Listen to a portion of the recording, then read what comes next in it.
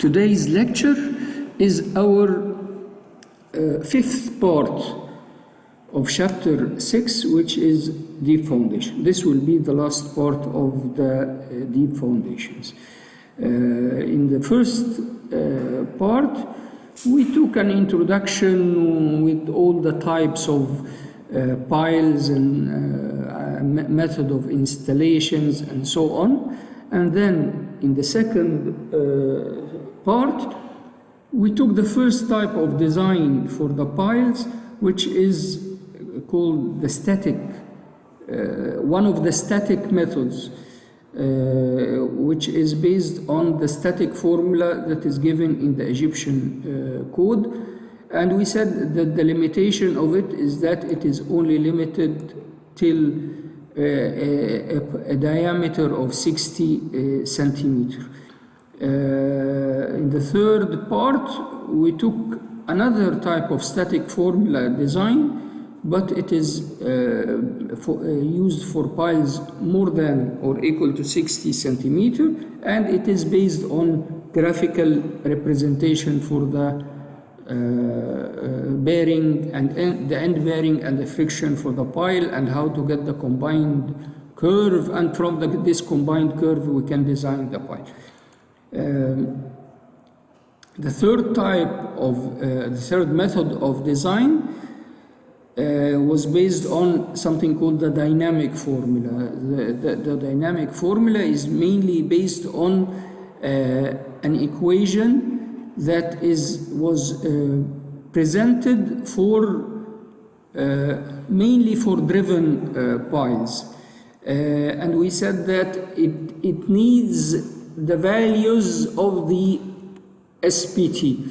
I used the SPT values along the pile length and substitute in the given equation to reach the allowable value, not the ultimate, because in the previous two methods we were getting the ultimate. Here we are getting the allowable, directly the allowable load. And we said that the factor of safety for end bearing is not the same as the factor of safety of friction, so we have to take this into consideration in case we need the ultimate value of the pile load. In this section, or in this part of the lecture, we are going to discuss other, similar to the introduction. The introduction was general, and now we are closing this this chapter with a general part, general information concerning many things. First thing we are going to take just a minor information is the lateral force or the lateral capacity of single piles or group piles.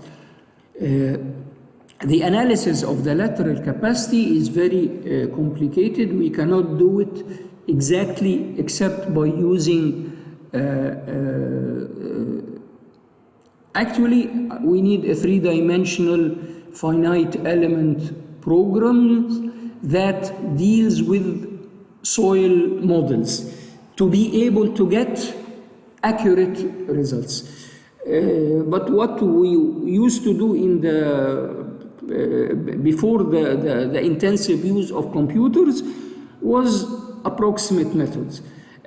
As we said always, to solve any geotechnical problem, I have to assume first the shape of failure. In anything, any geotechnical problem, I have to assume the shape of failure. If I know the shape of failure, I can try to solve an approximate method for this case.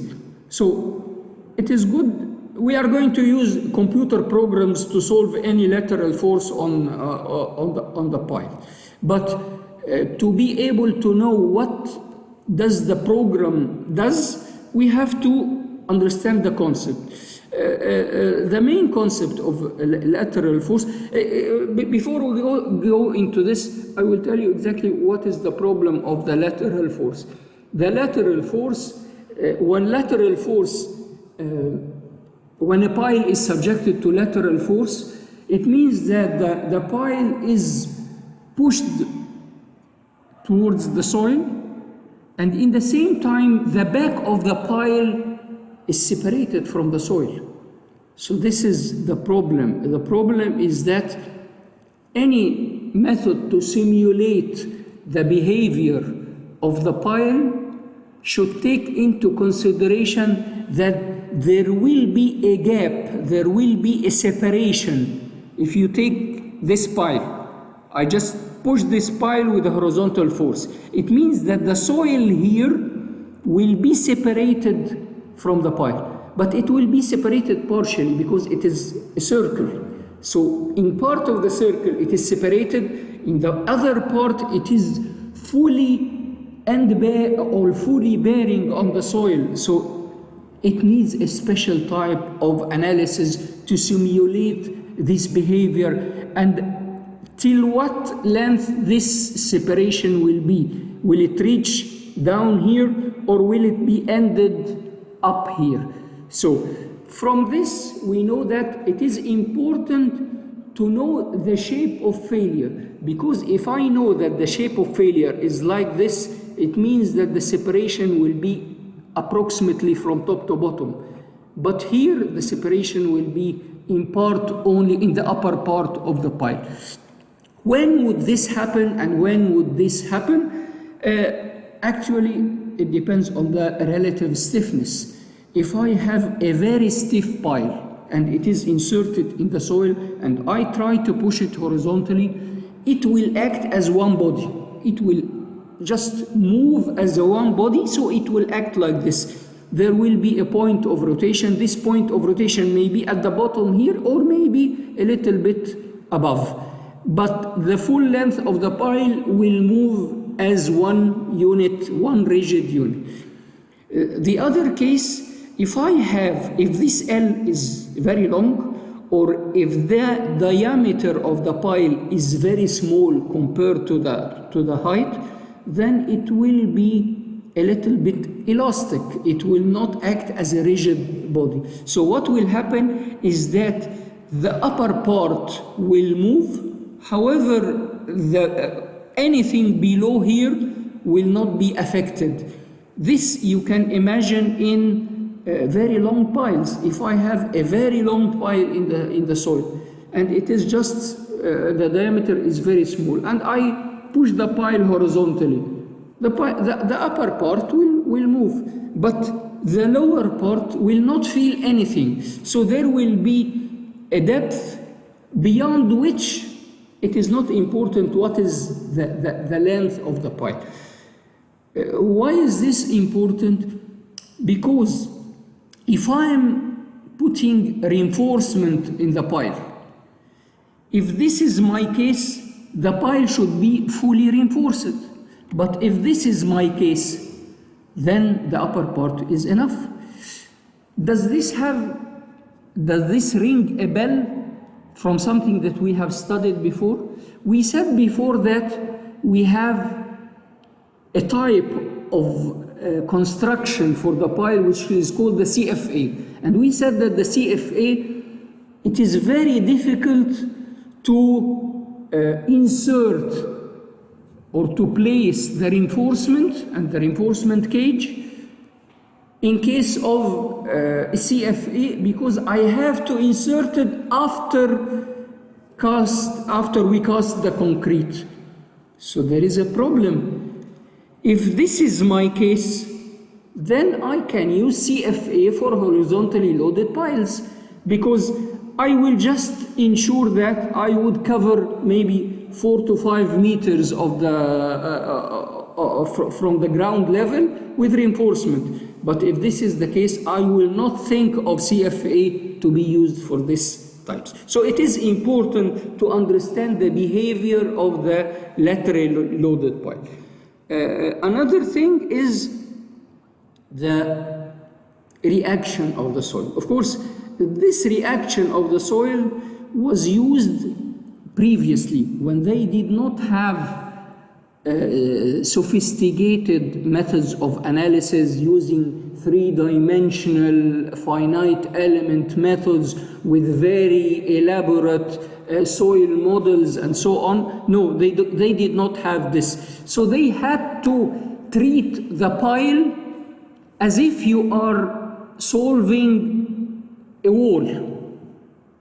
So if I have a wall and I am pushing the wall against the soil, so there will be a reaction for this soil. So they try to differentiate between the reaction of clayey soil and the reaction of sandy soil. What is the difference? In clay we have C, mainly C. In sand we have phi. Phi depends on the vertical stress on the soil. So I expect that the phi, the effect of in sandy soil will be 0 on the top, because it is not, there is no effective stress on top of the soil, and increases as much as we go deeper. In clay soil, no, we have a portion in the top that it is not working, because usually in clay, sometimes you find, if you go to any clay area where you don't have, where it is very dry, you will find that the surface includes lots of cracks. We usually call this trenchant cracks.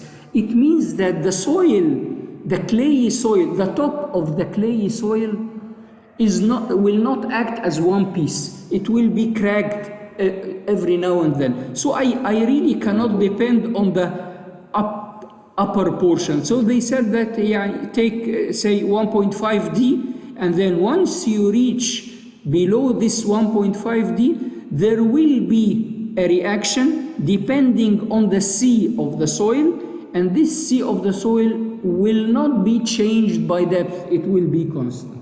So these are the major things that I want you to know about the lateral capacity of the pile, that the behavior of the pile itself is different, and the behavior of the soil depends on the type of soil.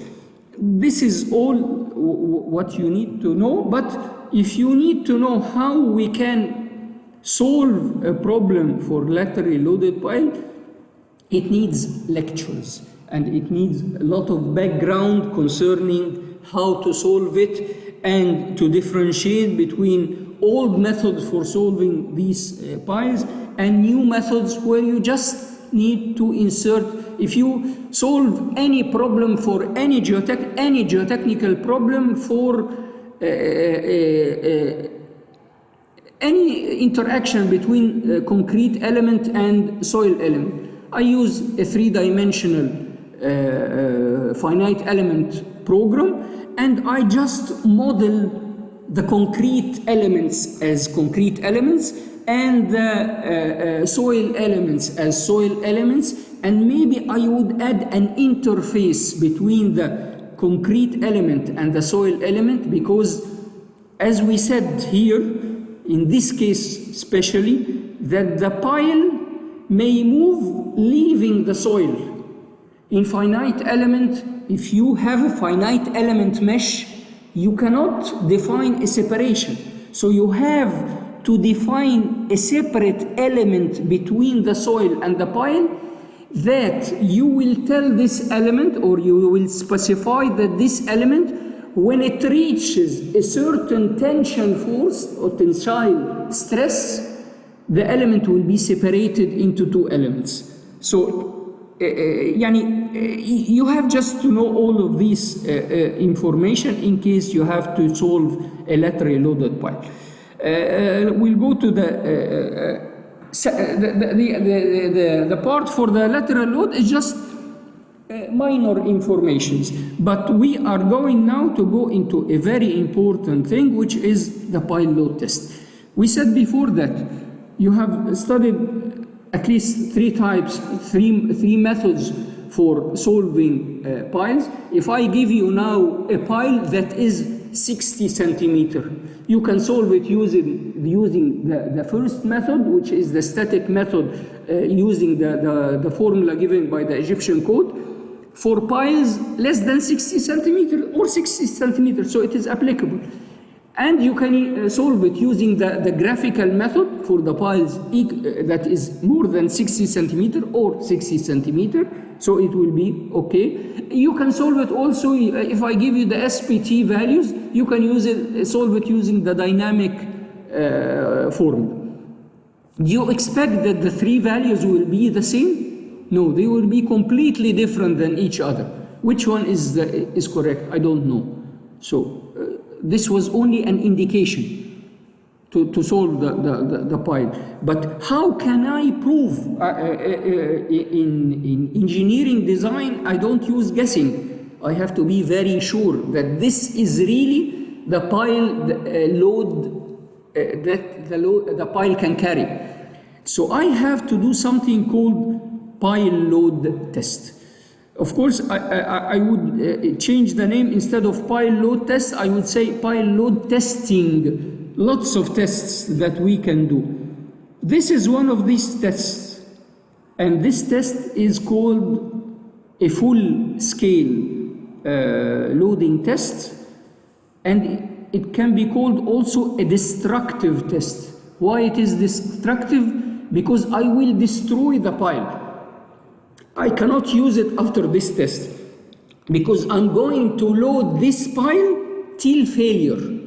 So once you reach failure, you cannot use the pile anymore. So I cannot perform this test on any of the working piles that are beneath my structure. I cannot do this. I will go next to the structure, and if I have, say, under the building, two types of piles, one 60 centimeter and one 80 centimeter.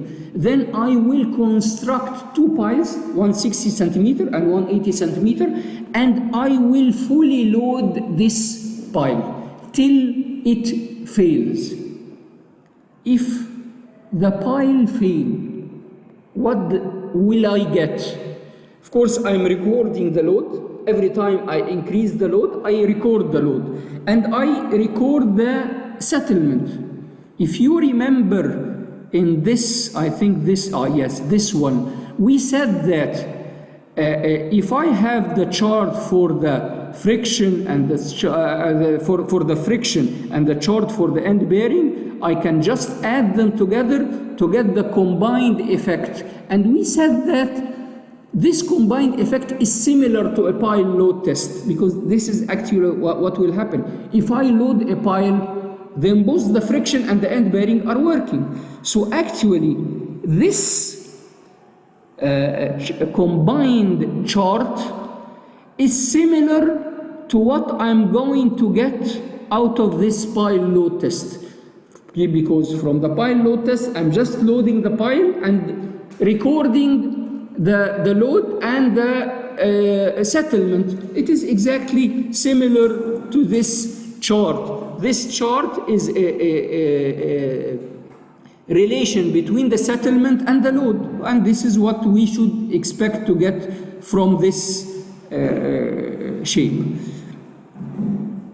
But as you see here, this amount of load, it's an enormous amount of load. Of course, I cannot just every time add a block. It will not be accurate. I want to be able to add or subtract loads with ease, not carrying a big block and put it on top of the pile. So actually I am using this, I am putting this on a platform, and this platform is separated from the pile. It is consider that this pile is below here, and this upper platform is what I'm going to put the load on top. So actually the load on top is not reaching the pile. It is just a reaction. I am putting this on top of the pile with a gap just to be a counter load. But I will have to add my load inside. What is my load that will be added inside? It's a piston. I will put a piston. I think I have yes, this is what I need to show. Yes, this is a piston, And this is the counter load. Whatever the counter load is, you can put anything as a counter load. Counter load may be this amount of blocks. And you put a piston here inside. This piston you can easily add or reduce. It's easy. Yes, similar when you want to change the tire in your car, you just have a small piston. You just add it, start using it to push.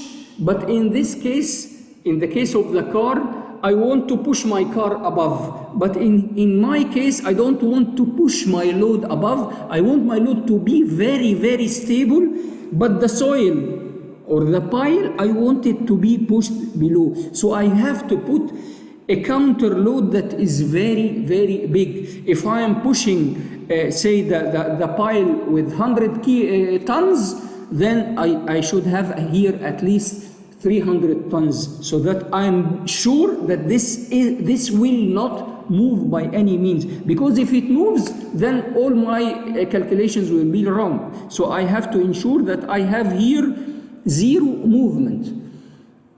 Once I reach this, I start pushing this piston, and I read the gauge of the piston to calculate the stress, and from the stress I can calculate the load on the pile.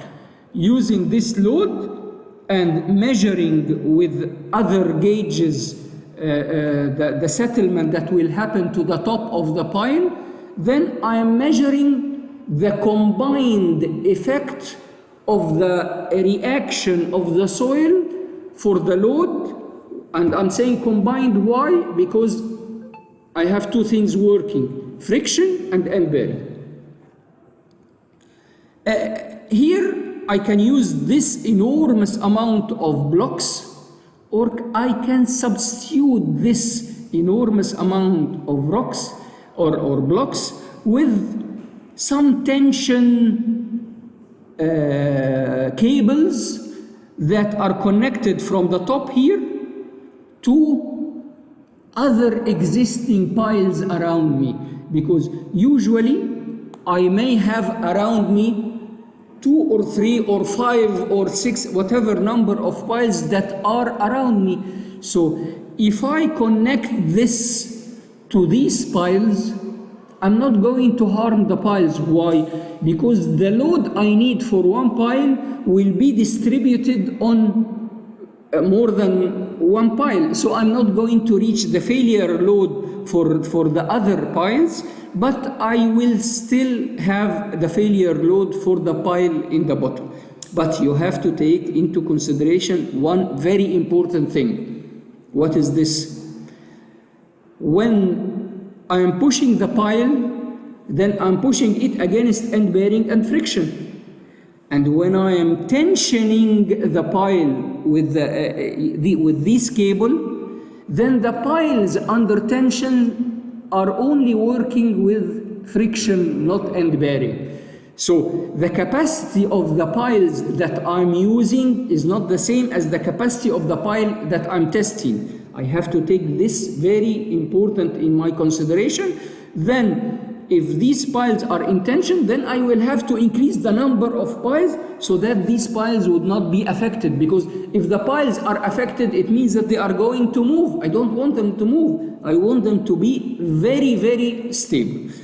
So this is the second thing, which is the static load testing with these two methods, either direct load on top of the pile, or tension cables or tension beams or anything to carry to convert the compression load into tension load on other neighboring piles. There is another method to avoid this complication, but it is also complicated, but it is complicated in another way. They use, this is the static load. Imagine that this is the pile, and this yellow block represents the static load that you have to put it on top of the pile. Of course, this is, as we said, it's an enormous amount here. This is a very big amount of load. So this is the normal case. So somebody decided to use a smaller load. Instead of using all of this load, he is going only to use 1 to 2% of the load. This is good. But instead of putting this 1 to 2% of the load directly on the pile, he put here a chamber, and in this chamber he ignites a spark that will make some small explosion. This small explosion will result in bigger force. So this bigger force will affect the pile. So this is called a dynamic method instead of static method. This dynamic method, I only use very small portion of the load, but I need to have this, they call it strain acceleration. This strain acceleration chamber that will be able to have explosion inside, and this explosion will need a counter load, a very small counter load, and will affect the pile with very high force. But as I said, it is complicated in another sense, because you have to be able to know how to deal with these type of chambers and these explosions. Instead of exploding the site, you have to be very careful to use this method. So it is complicated, but in another sense. Some people said that there is another different method. This method is something in between. Instead of being static and instead of being dynamic, it is statnamic. So it is something in between. Instead of using 1 to 2% of the load, they use 5% of the load. But they do not depend on explosions as much as this dynamic method. So it is something in between. Instead of using a very big load, you are just using 5% of the load. It's not 1 to 2%, it is 5%. So it is something like as if it is 5 times what you need for the dynamic, but it is still in the acceptable range, and the amount of explosion is less than the required. So the control here will be easier than this one, and the accuracy may be bigger than this one. You don't need to know more, anything more than what I said, because what we use in Egypt is always the static method. So it is the static, and you either use this one, or you either use this one using this cable, or instead of the cable you may use beams. You may use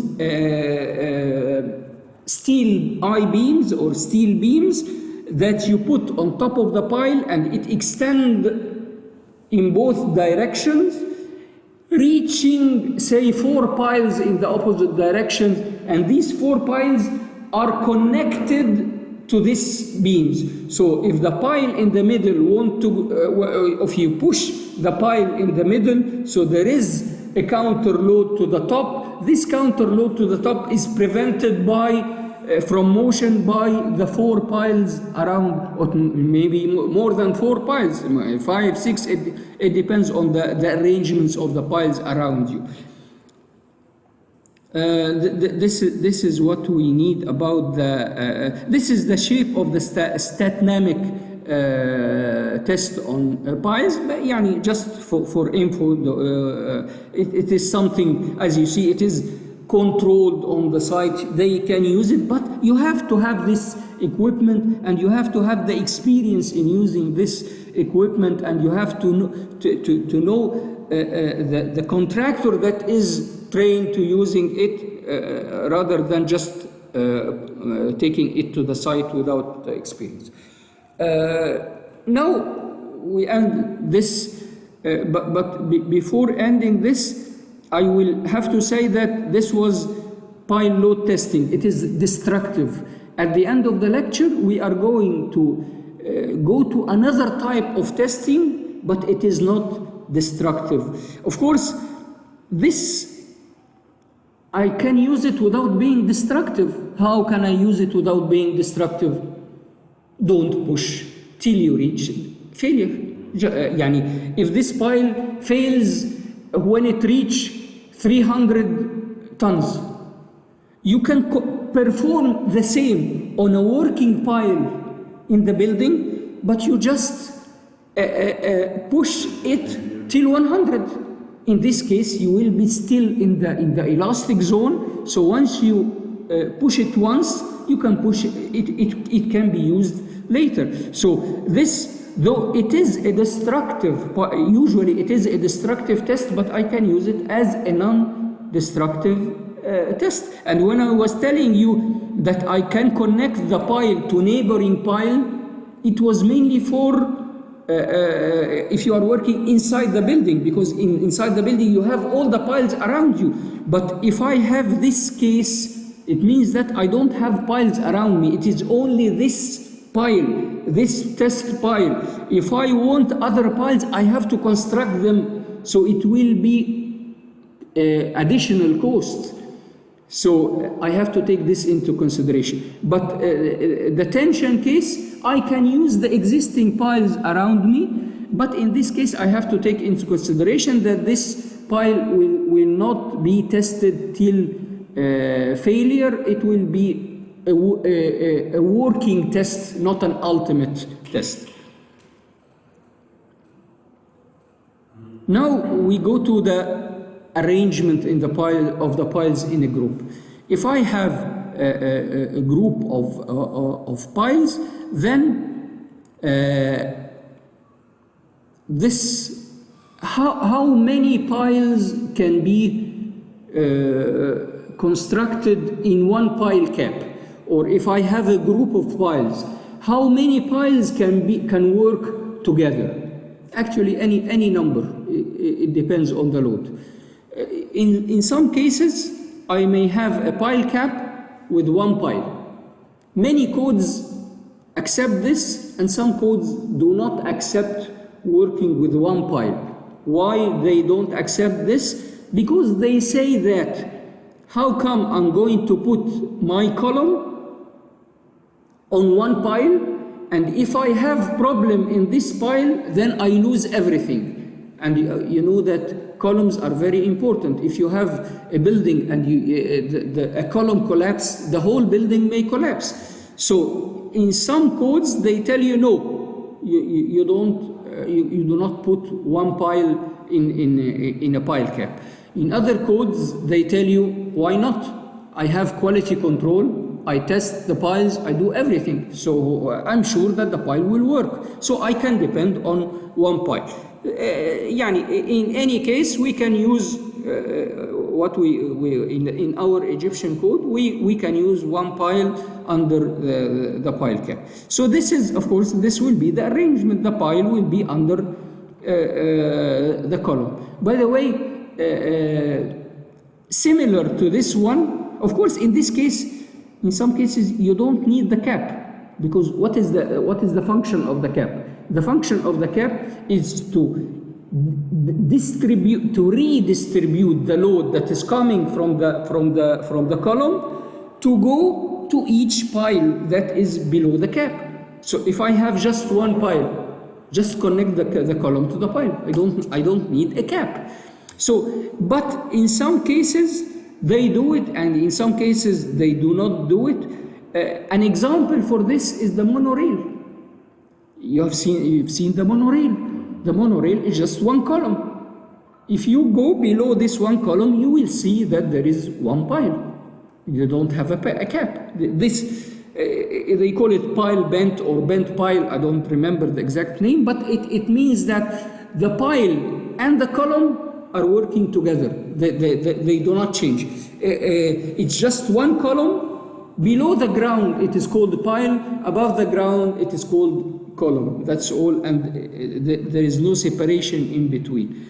But you may need, of course, a separation temporary during construction. I construct the part that is below ground first, and then once I finish, I start constructing the part that is above the ground. So this is the first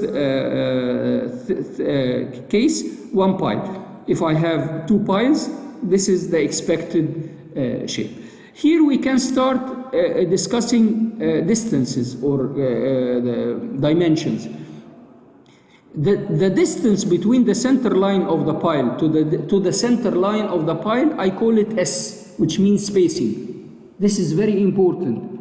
You remember why we say that the spacing between piles is very important? You remember when we spoke about the pile, by friction, it is carried by the ground around it. So if I have another pile next to it, then the ground is working twice. It is working first to carry the pile that is to the left, and then to carry the pile that is to the right. So this amount of soil should be adequate to carry two piles. If I just bring the two piles very close to each other, touching, if they are touching, how will soil carry? Or if I have 10 centimeters in between, what will 10 centimeters do to two piles next to it will not carry one pile alone. So in this case, S is very important. I have to define the S so that it would give me an adequate space of soil so that this soil can carry the pile, not the pile, the piles that are all around, because this portion of the of soil may be surrounded by 4 piles, one from each direction. So this amount of soil should be adequate to carry all the piles around it. So S is the spacing here. If you look at these 4 piles, I'm speaking about the portion of soil that is here in between. This portion of soil is supposed to carry this pile and this pile and this pile and this pile. So if I bring the 4 very close to each other, then I'm depriving the pile from the soil that is supposed to carry it.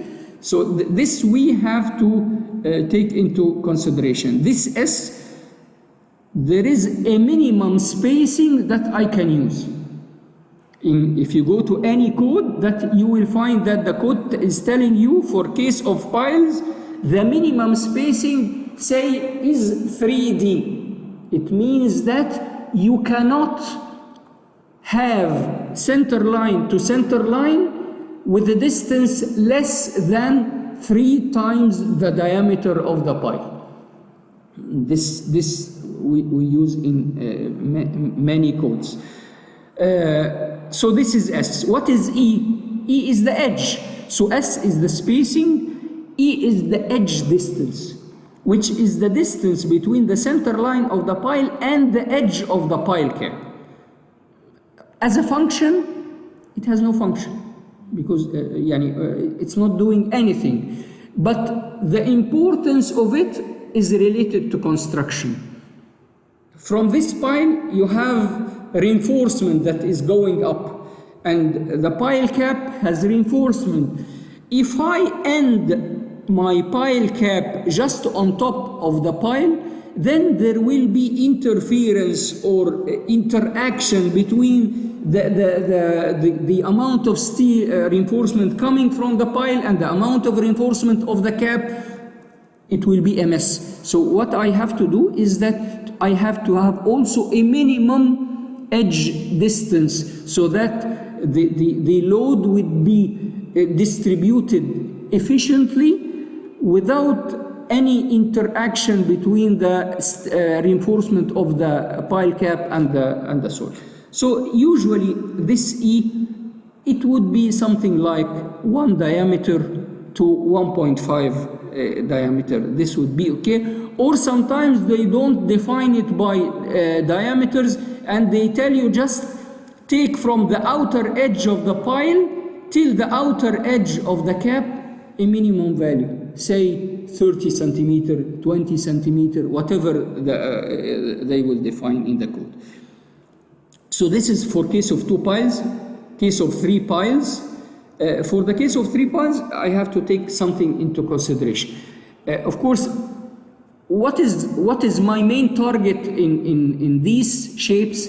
My main target is that the CG of the column coincides with the CG of my piles. Usually, in designing any foundation, if you remember the case of the foundation with the moment, we said that to avoid any additional moments on the footing, my column should be in the CG of the footing. Here, I don't want my pile, my column to be in the CG of the pile cap. No, it should be in the CG of the piles, because these are the piles are the replacement of the soil. So in this case, I have 2. So this is the CG of the column, and it is the CG of the 2 piles. Here 4. I have here the CG of the column, and it is also the CG of the 4 piles. In case of 3 piles, where is the CG of any triangular shape? 2/3. Yeah. So I have to put my column in this location, in the 3rd portion or in the 2/3 portion of this shape, and so on. This we said. Now we go to more shapes. It applies to anything. This is a case of 5 piles. This is another shape that is similar for 5 piles. The difference is that in this case I have 1 pile below the column, and in some cases, in some practices, or maybe in some codes, they try to avoid putting a pile just below the column, because they say that unless you have very rigid pile cap, the pile that is below the column will take most of the load, because it is just directly on top of the pile of the column. So if I have say a load of 500, and I want this 500 to be distributed on these 5 piles, maybe this one would carry 200 and the rest will be distributed on the other 4. Yes, it may have, but to prevent this, use very rigid caps, pile caps. But in case you are afraid of that, just use this arrangement. But in some cases, you may have to do this. Suppose in this case, the case of 9 piles, not using a pile here will be a waste of money, because you are avoiding a space that you can use to put a pile. Adding this pile outside will result in bigger pile cap. It means more amount of money that will be paid. But anyway, it depends on the practice in any place. Now we go to the efficiency of the group. Take this case. Suppose I take this case. I have here 4 piles. These 4 piles, if I use my previous equation to calculate the load that would be carried by a pile, and I said that the allowable load of the pile is 100 ton. So I now have 4 piles next to each other. Are these 4 piles will carry 100 multiplied by 4? Or it will carry more, or it will carry less? Which one will you expect? Of course, there may be cases, but what is most probable? More? If I have say 4 students, everyone can carry a maximum load of 100 ton. Not 100 ton, 100 kilos. يعني 100 kilos is very big, but يعني suppose they can carry 100 kilos. And I give them a load, they are 4, and I give them a load of 500 kilos. Will they be able to carry it? No.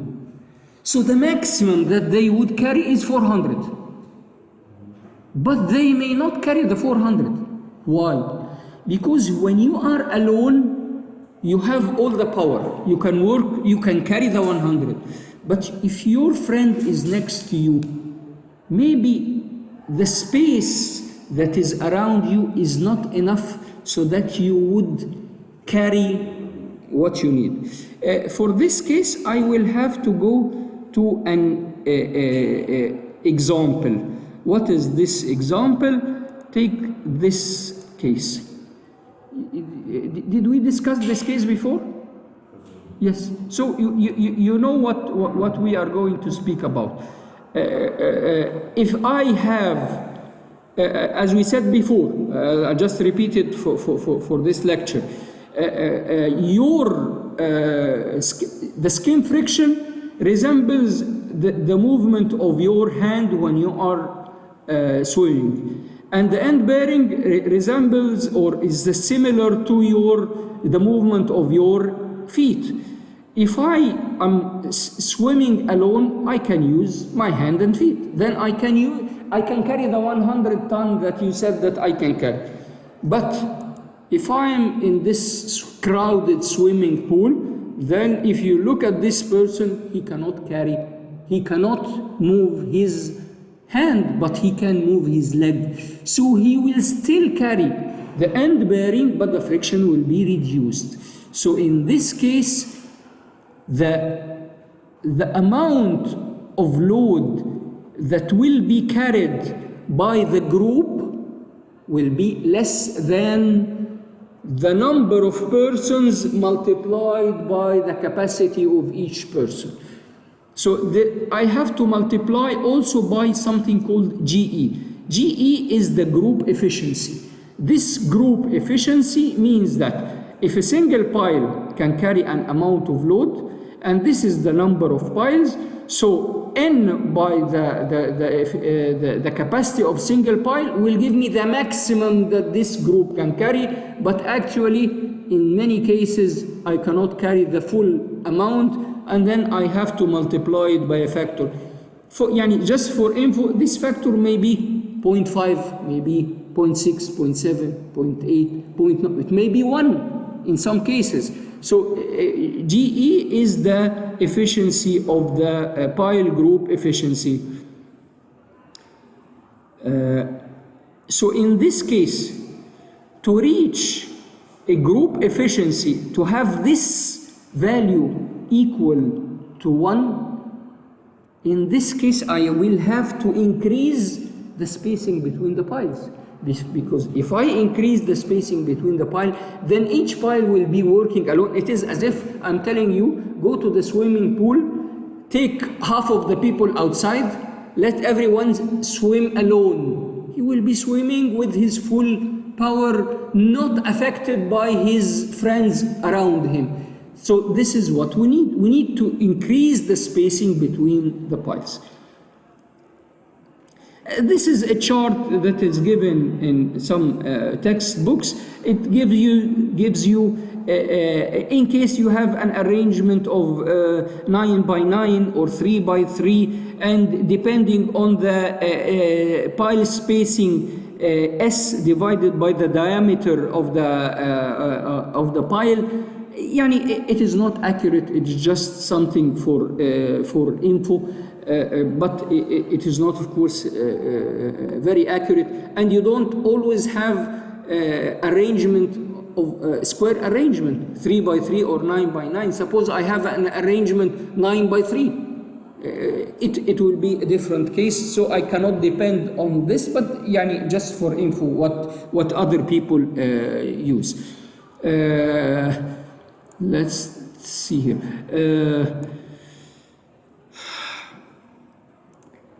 This is an equation that tells you, it's a structural equation, that tells you in case you have a pile group, something like this, and your group is subjected to a vertical force and a moment, what will be the contribution of each pile? This is something that similar to what you do in steel structures.